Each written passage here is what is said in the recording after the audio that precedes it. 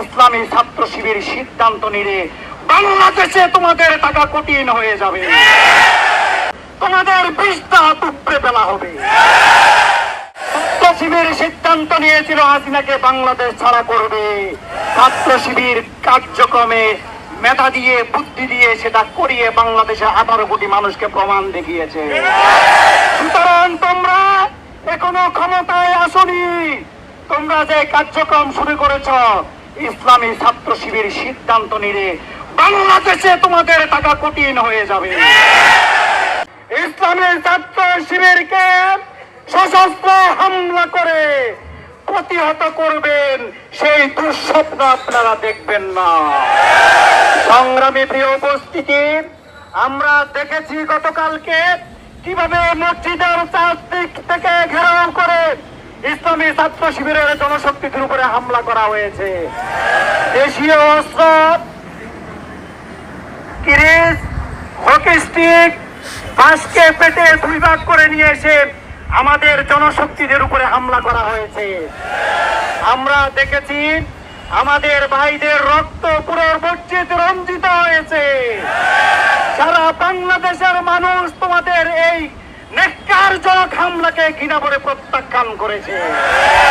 সংগ্রামী প্রিয় ছাত্র সমাজ, আমরা দেখেছি বাংলাদেশে যখন পপুলার 4টি বিশ্ববিদ্যালয়ে শিক্ষার্থীরা তাদেরকে কিক মেরে বঙ্গোপসাগরে ফেলেছে, তখন ইসলামী ছাত্র শিবিরের জনপ্রিয়তা ঈর্ষান্বিত হয়ে তারা ইসলামী ছাত্র শিবিরের উপরে সন্ত্রাসী হামলা চালানোর পরিকল্পনা করেছে।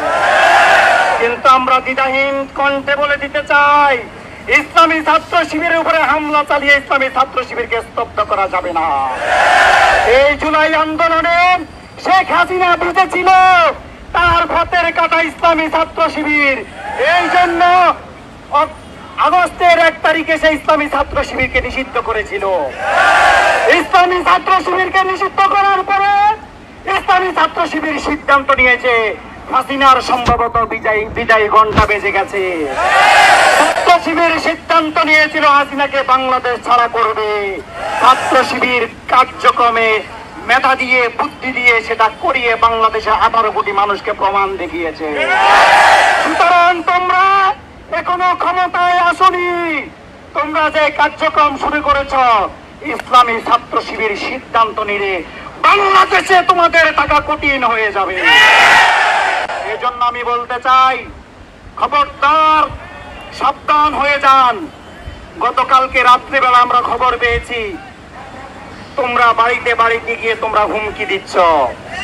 আজকে সারাদিন তোমরা বাজারের উপরে অবস্থান করছো, বিভিন্ন মহিলাদেরকে হুমকি দিচ্ছ, বাড়িতে বাড়িতে গিয়ে হুমকি দিচ্ছ।